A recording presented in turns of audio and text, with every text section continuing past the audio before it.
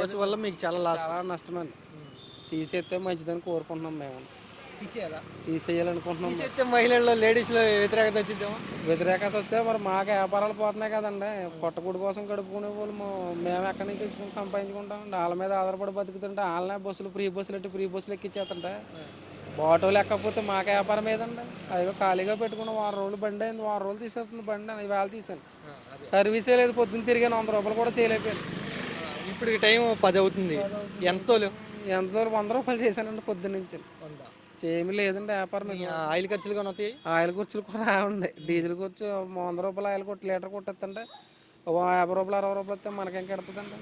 సరే, free bus పథకం ఎలాగో పెట్టేశారు. మీ ఆటో వాళ్ళు ఏమనుకుంటున్నారు? మనకేం చేస్తే బాగుండిద్ది అని అనుకుంటున్నారు? ఏమనుకుంటున్నారు అంటే నెలకు వచ్చేటప్పటికి మాకు ఫ్రీ బస్సులు ఎలాగ పెట్టారు కాబట్టి ఆటో కూడా ఫ్రీగా పెట్టుకుంటే బాగుందని అనుకుంటున్నారు అందరూ.